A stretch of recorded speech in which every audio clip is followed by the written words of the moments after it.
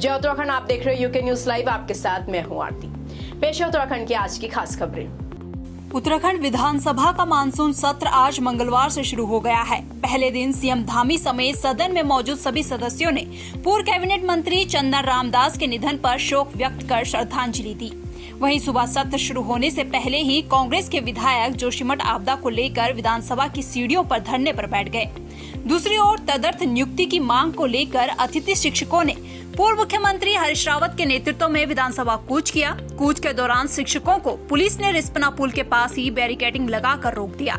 अतिथि शिक्षक संघ के सदस्य सड़क पर ही धरने पर बैठ गए। उनका कहना है कि मांग पूरी न होने तक वे धरने पर ही बैठेंगे। वहीं सदन के दूसरे दिन वित्त मंत्री प्रेमचंद अग्रवाल सदन पटल पर अनुपूरक बजट पेश करेंगे। महिला होमगार्ड भर्ती चयन प्रक्रिया कंडोलिया मैदान में तीसरे दिन भी जारी रही। जनपद में महिला होमगार्ड भर्ती चयन प्रक्रिया के तीसरे दिन लगभग 200 अभ्यर्थियों द्वारा शारीरिक फिटनेस परीक्षण में प्रतिभाग किया गया, जिनमें प्रतिभागियों द्वारा होमगार्ड की महिला प्लाटून में भर्ती होने के लिए लंबी कूद, दौड़, बॉल थ्रो आदि शारीरिक क्षमता परीक्षा में अपनी क्षमताओं का परिचय दिया जा रहा है। जिला कमांडेंट होमगार्ड निर्मल जोशी ने बताया कि महिला होमगार्ड भर्ती चयन प्रक्रिया को लेकर अब तक लगभग 650 से अधिक महिलाएं शारीरिक फिटनेस परीक्षण प्रक्रिया में प्रतिभाग कर चुकी है। उन्होंने बताया कि भर्ती प्रक्रिया के लिए हर दिन 250 महिलाओं को बुलाया जा रहा है, जिसमें 13 दिन तक चलने वाली इस फिटनेस परीक्षण प्रक्रिया से किसी वजह से वंचित रह गई महिलाएं आगामी 14 व 15 सितम्बर को विभाग द्वारा रखे गए रिजर्व दिन में शारीरिक दक्षता परीक्षा में शामिल हो सकती है। ठीक है, यहाँ सब कुछ व्यवस्था चल रही है, ठीक है सब कुछ, और ज़्यादा हार्ड भी नहीं है, सब ठीक है। यहाँ नॉर्मल ही है, मतलब जिस हिसाब से प्रैक्टिस की थी उस हिसाब से ठीक है। मतलब जैसे लग रहा था कि ये होगा, इतने 500 मीटर रेस है, लॉन्ग जंप है, लेकिन ठीक है, सब नॉर्मल है। जैसा शेड्यूल है वो ये है कि हर दिन 250 महिलाएं आती हैं भर्ती हेतु, और क्योंकि ये तीसरा दिन है तो अब तक का 750 महिलाएं आ चुकी हैं। कुछ एब्सेंट भी थी, तो कुल मिला के अगर हम 200-225 के अराउंड एक एवरेज माने तो 600-650 अराउंड महिलाएं अब तक मतलब यहाँ भर्ती प्रक्रिया में शामिल हो चुकी हैं। तो आज भी अराउंड 200 महिलाएं आई हुई हैं और ये प्रोसेस अगले 13 दिन चलेगा। उसके बाद अगर किसी वजह से अगर जैसे बारिश हो जाती है या फिर कोई महिलाएं नहीं आ पाती हैं तो वो 14 या 15 तारीख को जब हम एक रिजर्व डे रखते हैं, 1 या 2 रिजर्व डे, तब वो शामिल हो सकती हैं भर्ती पर। तमिलनाडु सरकार में मंत्री और मुख्यमंत्री एमके स्टालिन के बेटे उदयनिधि स्टालिन द्वारा सनातन धर्म को लेकर दिए गए बयान से संतों में खासा रोष देखा जा रहा है। अखिल भारतीय अखाड़ा परिषद के अध्यक्ष एवं अखिल भारतीय सनातन परिषद के अध्यक्ष श्री महंत रविंद्र पुरी ने उदयनिधि स्टालिन को आड़े हाथों लेते हुए गृह मंत्री से मांग की है कि वे उदयनिधि पर कड़ी कार्रवाई करें। उन्होंने कहा कि सभी संत व अखाड़े सनातन के सैनिक हैं, जिनमें उदयनिधि के बयान से खासा रोष है। उन्होंने कहा कि जो भी सनातन का विरोध करता है उसका नाश निश्चित है। आपको बता दें कि उदयनिधि स्टालिन ने सनातन धर्म को डेंगू, मलेरिया और कोरोना की तरह बताते हुए इसे समाप्त करने की बात कही थी। उदयनिधि जो है सबसे बड़ा गद्दार है, जो सनातन के साथ गद्दारी कर रहा है। जो भी सनातन के साथ गद्दारी करता है वो मिट जाता है। और जो आज ये सीएम, इसका बाप सीएम बना हुआ, ये मंत्री बना है, आने वाले समय में ये मिट जाएंगे। इनकी जो सल्तनत है समाप्त हो जाएगी, क्योंकि ये नीति है। जो भी धर्म का विरोध करता है, जो सनातन का विरोध करता है, वो नष्ट हो जाता है। महाभारत में आप देखो, रामायण में आप देखो, जिन्होंने भी सनातन का विरोध किया वो मिट गए और ये भी मिटेंगे। इसकी शक्ल आपने देखी होगी। मैं हैरान हूँ इसको देख के, ये कैसा व्यक्ति है, हिंदुओं का विरोधी। अरे ये पूरा हिंदुस्तान जो सनातनियों का है, हम पूरे हिंदू हैं, तो हिंदुओं का विरोध कर रहा है।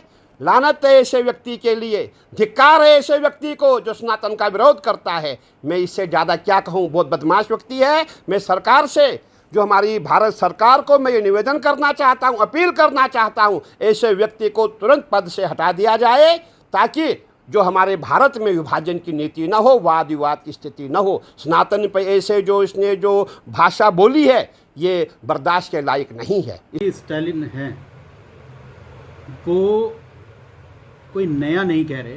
आपने ध्यान दिया होगा, वो जो बयान है उनका, वो बयान उनके मुख से नहीं, बाकायदा रिटर्न में वो बयान था जो उनके द्वारा पढ़ा गया। ये पूर्व से ईसाई मिशनरियों द्वारा सनातन धर्म पर एक आक्रमण की तरह ये सारा प्रोपेगेंडा रचा जा रहा है। आज उस ईसाई मिशनरी को राजनीतिक दलों का साथ मिल गया है और ये जो जूनियर स्टालिन है, ये चूँकि फिल्म निर्माता भी हैं, उसके अलावा फिल्म में हीरो की भूमिका भी निभाते हैं और सरकार में वह मंत्री के रूप में भी है। एक व्यक्ति के माध्यम से कई प्रकार के एजेंडे सेट हो जा रहे हैं। खटीमा के रहने वाले सायदा रहमान को दहेज के लिए प्रताड़ित करने एवं 3 तलाक देकर फरार होने वाले आरोपी मोहम्मद हलीम को पुलिस टीम ने गिरफ्तार कर जेल भेज दिया है।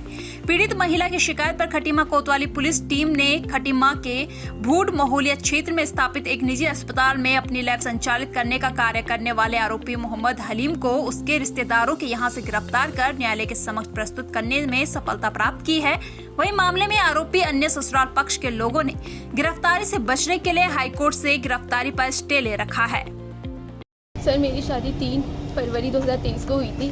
5 फरवरी से ही मेरे हस्बैंड मुझे टॉर्चर करना शुरू कर दिया था कि मैं दूसरी शादी करूंगा और मुझे 60 लाख रुपए मिल रहे थे। मेरे पापा ने उसे घर नहीं दिया तो उसे प्रॉपर्टी चाहिए थी बिजनेस करने के लिए। उसकी यहाँ भूड़ में doctor Pradeep Badwal health care नाम से वहाँ पे लैब है। वो वहाँ पे एक लैब में लैब है उसकी, वो लैब चलाता था, लेकिन उसका उससे भला नहीं हो रहा था तो उसे प्रॉपर्टी चाहिए थी बिजनेस करने के लिए। उसने ये सब सोच के मुझसे शादी करी और 5 तारीख से ही मुझे फिजिकली, मेंटली हर तरीके से टॉर्चर करना शुरू कर दिया था। इमोशनली भी। और 29 अप्रैल से मैं अपने घर हूँ।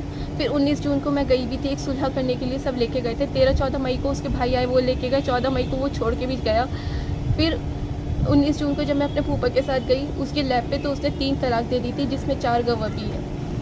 सायदा रहमान एक महिला है, उसके द्वारा तहरीर दी गई थी कि उसके ससुराल वाले शादी के बाद उसके साथ मारपीट उत्पीड़न कर रही हैं और उसके पति द्वारा उसको जो है 3 तलाक देकर घर से भगा दिया। इस पर थाना खटीमा में FIR नंबर 263 धारा 323, 354, 377, 498, 504, 506 IPC और 3/4 दहेज एक्ट और 3/4 मुस्लिम महिला विवाह सुरक्षा अधिनियम दर्ज किया गया, जिसमें जो इसके ससुराल वाले थे वो लोग तो सब हाईकोर्ट से कोई स्टे ले आया था। और लेकिन ये जो मोहम्मद हलीम है उसका पति, ये लगभग 2-2.5 महीने से लगातार अपने घर से फरार चल रहा था, जिसके विरुद्ध माननीय न्यायालय से नॉन अवेलेबल वारंट लिया गया और उसको कल रात में 1 बजे उसके परिजनों के यहाँ से जनपद पीलीभीत से गिरफ्तार किया गया है। अभियुक्त को जुडिशियल रिमांड में जेल भेजा। हरिद्वार रोड की विकास प्राधिकरण की पुरानी योजनाओं में जो आवास बेचे जा सके हैं उन्हें प्राधिकरण किराए पर देने पर विचार कर रहा है। HRDA की बोर्ड बैठक में इससे जुड़ा प्रस्ताव पास किया गया है। प्राधिकरण के अध्यक्ष और कमिश्नर गढ़वाल विनय शंकर पांडे की अध्यक्षता में हुई बोर्ड मीटिंग ने विकास और सेवाओं संबंधी 15 प्रस्ताव पास किए हैं। कमिश्नर विनय शंकर पांडे ने अधिकारियों को सख्त निर्देश दिए कि मानकों को ताक पर रखकर हो रहे निर्माण को तुरंत सील किया जाए। इसके बावजूद भी अगर अवैध निर्माण जारी रहता है तो ऐसे लोगों के खिलाफ मुकदमा दर्ज किया जाए। इस बार करीब 18 विषय बोर्ड के समक्ष विचारार्थ लाए गए थे और उसमें करीब 15 प्रस्ताव तो बड़े क्लियर कट पास हो गए हैं। मुख्य रूप से इसमें कुछ हमारे लैंड यूज़ के इश्यूज़ थे जो एग्रीकल्चरल थे, उनका गैर एग्रीकल्चर में जो अनुमोदन होना था, कुछ सेवा संबंधी मसले थे। तो DC साहब का अच्छा प्रस्ताव आया है। एक तो इन्होंने कुछ आवासीय कॉलोनियों में पुनः एक विज्ञापन के लिए एक विंडो मांगी है, उसको बोर्ड ने अनुमति प्रदान की है। साथ ही साथ इन बिल्डिंग्स को किराए पे उठाने के बारे में भी इन्होंने कमेटी का फॉर्मेशन किया है। काफ़ी प्रोग्रेसिव कदम है। हम उम्मीद करते हैं कि जैसे इस कमेटी की रिपोर्ट आएगी, विचार विमर्श करके उस पर हम लोग कार्रवाई करेंगे ताकि उन संपत्तियों का जो बेहतर यूज़ हो सके वो कर लिया जाए। काशीपुर में 2 सितंबर को थाना ITI में दुर्गा कॉलोनी निवासी पार्वती देवी ने 2 महिलाओं द्वारा पर्स काटने के मामले में रिपोर्ट दर्ज कराई थी, जिसका खुलासा करते हुए CO वंदना वर्मा ने बताया कि गिरफ्त में आई दोनों महिलाएं बाजारों त्योहारों के दिन भीड़ भाड़ वाले स्थानों पर मौका देखकर पर्स काट कर फरार हो जाती है। वहीं मुखबिर की सूचना पर काशीपुर डिजाइन सेंटर के पास साप्ताहिक बाजार में घटना को अंजाम देने आई दोनों महिलाओं को चोरी किए गए सोने का पेंडल, 2 झुमके, कान की बाली और चांदी की पंजेब, साथ ही बेची गई नकदी 4310 के साथ गिरफ्तार किया गया है। जानकारी पूछताछ करने पर दो महिलाओं के बारे में पता चला जो कि मुरादाबाद से अमूमन यहाँ आती हैं काशीपुर में, और जैसे कि पीर बाज़ार, संडे बाज़ार या त्यौहार से पहले जो मार्केट में भीड़ भाड़ रहती है उस दौरान उनका घूमना यहाँ पे पाया गया। और इसी प्रकार की महिलाओं को टप्पेबाजी करना या जो भी सुनार की दुकान के आसपास जो महिलाएं दिखती हैं उन पर रेकी करके उनके सामान को चोरी करना उनका आदतन पाया गया। इसके आधार पर इसमें पुनः संडे बाज़ार के दिन इनकी बहुत संभावना थी और सूचना भी थी कि इनका दोबारा यहाँ काशीपुर आना होगा। इसके आधार पर हमने इसमें अपनी जगह जगह पे अपनी पुलिस को मुस्तैद किया और इसी पर डिज़ाइन सेंटर के पास से इन दोनों महिलाओं को गिरफ्तार किया है और पूछताछ पर इन्होंने घटना को स्वीकार भी किया है और इनके पास से जो भी वो महिला का सामान गया था वो सब बरामद हो गया है। पहाड़ों की रानी मसूरी में एक सनसनीखेज वारदात को अंजाम दिया गया है जब दिल्ली के पर्यटक पर अज्ञात लोगों द्वारा हमला कर उससे लूट की वारदात को अंजाम देने की कोशिश की गई। दरअसल 44 वर्षीय पर्यटक जॉनी मसूरी गांधी चौक से लाइब्रेरी बस स्टैंड पर घूमने के लिए निकले कि कुछ अज्ञात लोगों ने उनसे लूटपाट करने की कोशिश की, जिसका विरोध करने पर पर्यटक के हाथ और गले पर चाकू से वार किया गया, जिससे पर्यटक गंभीर रूप से घायल हो गया है, जिसका अस्पताल में इलाज चल रहा है। घटना कैसे घटी आपके साथ? कुछ नहीं, मैं 9 साढ़े 9 बजे मैंने खाना वहाँ से निकला हूँ, वहाँ से 9:20 में निकला हूँ, खाना खाया, वहाँ से 9:20 पे निकला हूँ होटल से, आया नीचे के लाइब्रेरी के साइड में, नीचे को अंधेरे के साइड में पूरा नीचे को चला गया मैं, काफ़ी दूर तक चला गया, फिर वापस आया सिगरेट पीता हुआ, तो पीछे से अचानक ही हमला हुआ, बाल पकड़े वगैरह एकदम से हाथ मोड़ लिया, शक्ल में देख नहीं पाया। जो अभी आया था ये जो है पुलिस के द्वारा लाया गया एक 44 ईयर मेल है। जब मैंने उसका एग्ज़ामिन किया उस समय जब आया तो अनकॉन्शियस था और उसको सांस लेने में दिक्कत हुई। जब मैंने उसका एग्ज़ामिन किया तो मुझे लगा कि ये ब्लड उसके नेक से बहुत ज़्यादा ब्लड निकल रहा था, तो देखने पे जब मैंने उसको क्लीन किया तो देखा कि उसमें धारदार हथियार से उसका गला काटा गया था, 2 जगह काटा गया था और उसका रिस्ट जॉइंट से भी काटा गया था। फिलहाल तो हमने उसको स्टिच करके प्राथमिक उपचार कर दिया गया है, ब्लड बहुत ज़्यादा लॉस हुआ और इसके बाद हम इसको जो है हायर सेंटर रेफर कर रहे हैं। जेबी पंत इंजीनियरिंग कॉलेज घुड़दौड़ी एक बार फिर से विवादों के घेरे में है। पीआरडी स्वयंसेवकों को आउटसोर्स के माध्यम से सेवा में रखने का मामला ने तूल पकड़ लिया है, जिसके बाद संविदा कर्मी हड़ताल पर चले गए हैं। वहीं कॉलेज प्रशासन ने भी बच्चों को छुट्टी पर जाने के लिए निर्देशित कर दिया है। कांग्रेस नेत्री सरिता नेगी ने कॉलेज प्रशासन के इस रवैये पर तीखी नाराजगी व्यक्त की है। जिलाधिकारी को लिखे ज्ञापन में उन्होंने मांग की है कि तत्काल इस मुद्दे की छानबीन की जाए और कॉलेज को सुचारू से संचालित करने की दिशा में पहल की जाए। वहीं कॉलेज के छात्र छात्राएं भी कॉलेज प्रशासन के छुट्टी के फरमान से खफा दिखाई दे रहे हैं। प्रकरण जो आप मेरे संज्ञान में ला रहे हैं, इस पर स्टेटस रिपोर्ट मांगी जा रही है कॉलेज एडमिनिस्ट्रेशन से, और इसके अतिरिक्त जो विवाद की स्थिति है उसमें सीईओ और एसडीएम को निर्देशित किया गया है कि मौके पर जाके शांति व्यवस्था और जो आवश्यक कार्रवाई की जानी है उस संबंध में उन्हें निर्देशित किया गया। हाँ, वो आजकल जिससे पहले भी ये मुद्दे हमेशा ये विवादों में रहा है ये कॉलेज, और अभी भी यहाँ ऐसा ही चल रहा है। और सबसे बड़ा दुर्भाग्य ये है कि कॉलेज को जो है 1 हफ्ते के लिए बंद कर दिया गया। बच्चों के भविष्य का सवाल है, वो पढ़ने यहाँ रखें, ये नेतागिरी करने नहीं यहाँ रखें। और दूसरी बात ये है कि जो भी मुद्दा है कर्मचारियों का, जो उनकी मांगे हैं, जैसा भी है उसको सुलझाने का काम वहाँ के डायरेक्टर का है।